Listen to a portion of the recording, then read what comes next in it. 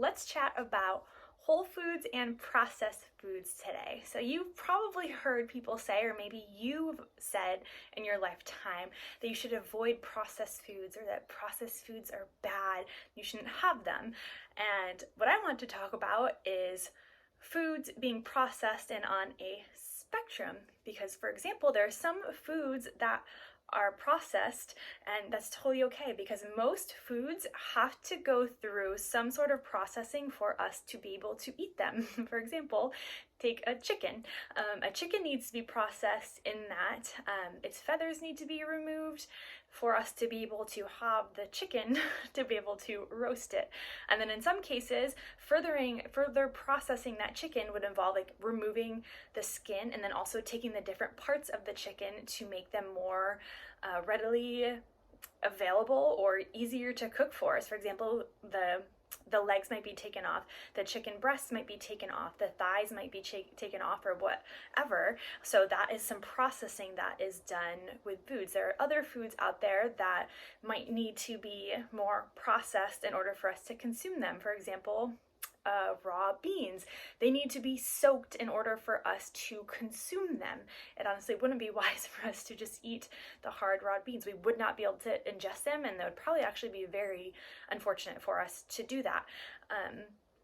So all that to be said is a lot of foods have to go through some sort of processing to be able to make them edible for us, or they go through some sort of processing to make them easier for us to eat. And so there's a spectrum. There are some foods that are minimally processed whole foods. So you think about like a whole chicken that you can roast that's minimally processed, and then you can also think about the quality of these foods as well. Maybe you want to think about an organic farm raised, like pasture raised chicken, but then all the way on the other side of the spectrum you have some very highly maybe processed foods that don't look very much like its original form. So you've got the chicken over here, and then maybe on the other end of the spectrum it's really processed like chicken nuggets that you wonder honestly, like, what is actually even in that chicken nugget? Is there real chicken in this chicken nugget, wherever it might be? It could be store-bought ones, but you think about like it could be all the fat and the ground up who knows what that's covered in the breading that's somehow fried, and then you're cooking it and eating it. So, and then there's other options in between. For example, I love chicken breast tenders, the tenderloins. I, for whatever reason, don't like chicken breasts. I find them really just like chewy. I don't know. So I prefer the chicken tenderloins. That's just my preference. But again, there's more processing done to a tenderloin than a whole chicken. But as far as like in the spectrum, it's like probably like right in the middle towards other options that I could choose. But all this to be said is that like not all processed foods are like bad, because there are a lot of foods that are processed that we consume. But when it comes to thinking about what swaps that you can make for more like easy, less processed foods that are going to give you more nutritional value, that's something you could totally think about. So for example, if you maybe want to cut out chicken nuggets to have something that is going to be a little bit less processed and probably give you more nutrients, because a chicken breast or a chicken breast tenderloin is going to probably give you more protein, and as a result it's going to give you way more enzymes and nutrients like in that maybe this processed chicken nugget might not have. But then I often think about other things like yogurts. Yogurts are semi-processed, but they are good for you. And if you're really thinking about it, you could make at home a minimally processed homemade yogurt. But do you really want to go through the process of doing that?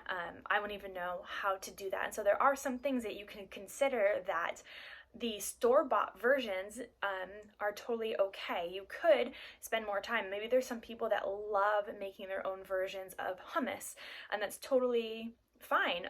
And you might get more nutritional value in making your own hummus, because maybe at home you're using olive oil versus at stores they're probably using soybean oil, and then they're also adding some preservatives to it to help it stay fresh longer on the shelves, whereas at home you're probably not adding that and you're putting it in containers that are maybe glass versus plastic.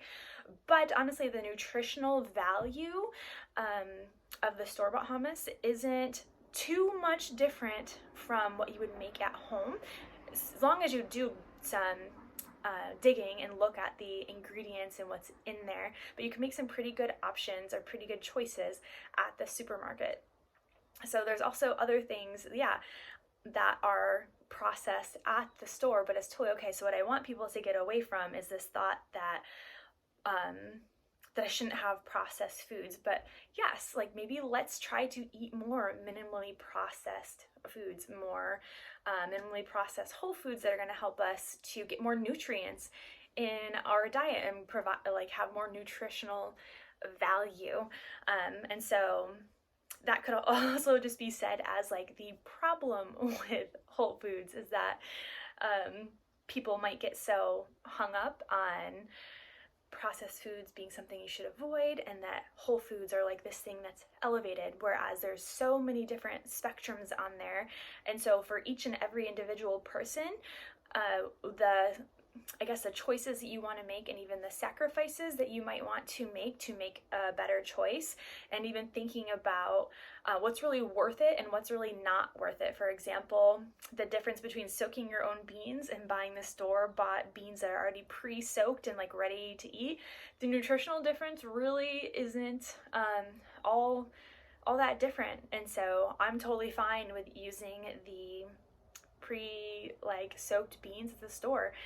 And somebody else might prefer soaking their beans, but I really don't feel like going through the time to do that. So again, there is a scale within processed foods, and what is more processed, what is less processed, and even just a spectrum of like what you find is worth it and what you want to like include, and maybe what is easy for you to make some swaps to start to nudge some of your choices in your diet into some less processed choices, some less processed foods, and trying to just get more nutrients into your diet and more whole foods. And something I also kind of like aim for and think about is, let's say like 80% of the time that I have some like minimally processed or some more less processed foods in my diet, and then 20% of the time there's some, more processed foods, but they might be the fun play foods. Like, that's totally okay.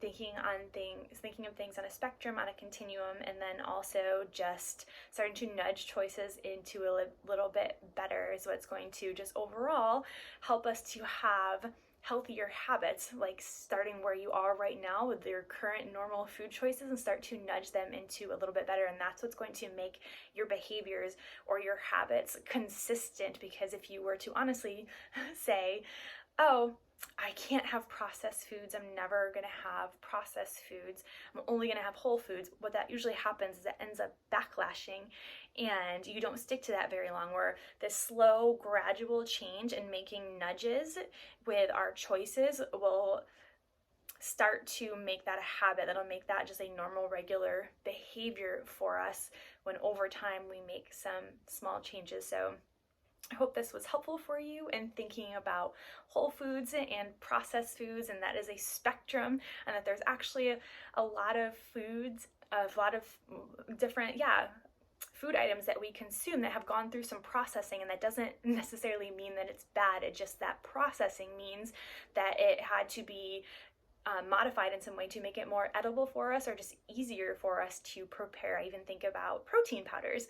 Protein powders have been processed from their original form of, if it's whey or even if it's a plant protein, to be able to make it into the powder for us to just add water or milk to be able to drink it.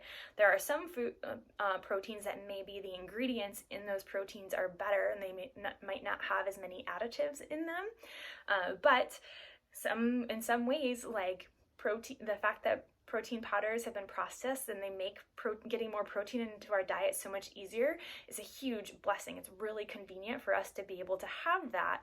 So just some food for thought. I thought it was helpful. I will also share a blog with you and an infographic to help you with this kind of spectrum and seeing the scale of minimally processed to more processed, and then the different levels of how it might be worth it or not worth it to you to make some of these changes into your diet and your eating habits.